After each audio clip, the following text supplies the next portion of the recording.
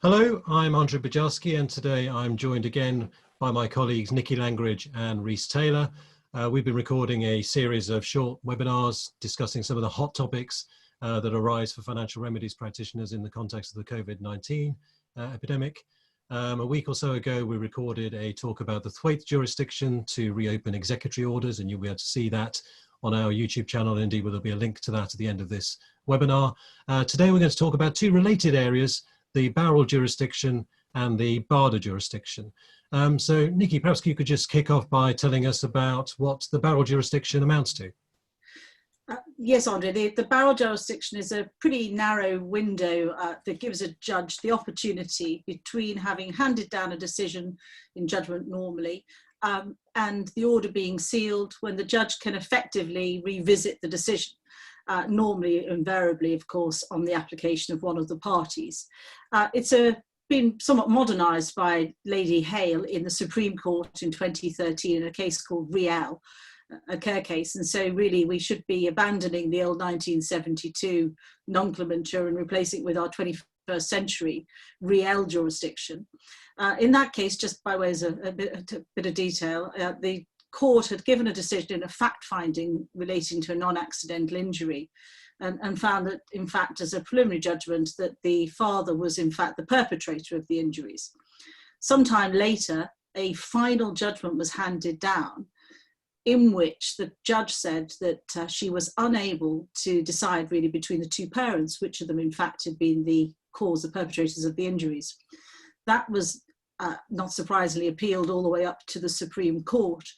And in the Supreme Court, Lady Hale confirmed that, in fact, the judge was perfectly entitled to change her mind. And really the only test, there was no requirement for exceptional circumstances or anything else. The only test really is that there should be the overriding objective that should be engaged, i.e. that the matter should be dealt with justly in all the circumstances. There's been a recent enunciation, recent confirmation from Mr. Justice Mostyn of the jurisdiction in the family court in a case called AR and ML last year, which he was pretty keen to say this is a fairly narrow jurisdiction. It exists clearly, but in the interests of finality, there has to be some due diligence exercise, and it isn't just simply an open free-for-all to revisit matters that should have been raised before judgment. So it's this relatively narrow window. If a decision has been handed down, but the order has not yet been sealed, you can ask the judge to reconsider, to revisit, provided you satisfy the due diligence requirements. It's quite different, of course, to Barder, which I think Rhys is going to talk a little bit about. Yes, thank you very much, Niki. Yes, Barder and Barder is perhaps the best known set-aside jurisdiction, but it's a very narrow gate that you have to travel through in order to satisfy it. The test was laid down in a case called Barder and Barder, where one of the spouses shortly after a financial settlement committed suicide, and that was something which was completely unforeseen and completely undermined the basis on which the settlement had been made. And the test in Barder for being able to set aside an order was enunciated in the House of Lords on this basis, that a new event has to have occurred which fundamentally undermines the assumptions on which the basis of the order was made. Secondly, that new event needs to have happened very quickly after the making of the order. And thirdly, the application for set-aside needs to be made in all the circumstances within a reasonable period of time. And the triumvirate of that test really has meant over the years that, as I say, the Barder test has remained a very narrow gate and very few people travel through it. And so it was in 2008 when the financial crash came. And I think Andrzej is going to tell us about the case of Meyerson.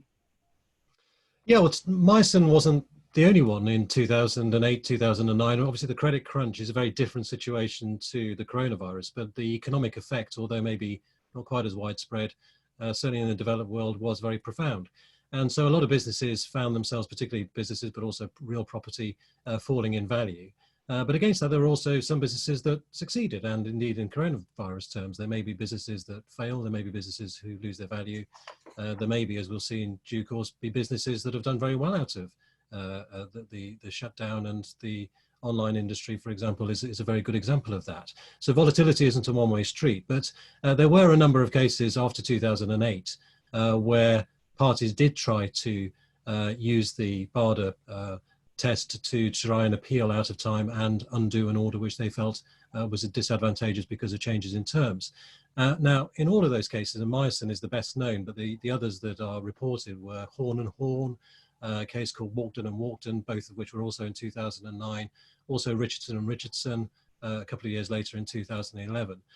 All the parties who sought to reopen in those cases were unsuccessful because the courts had taken the view that the fall in value was essentially a known unknown, that all of them could have explored or could have balanced out in a different way, for example, by way of a Wells and Wells sharing. So they put it down to being nothing more than the expected price fluctuations that occur. So the bar was set very, very high.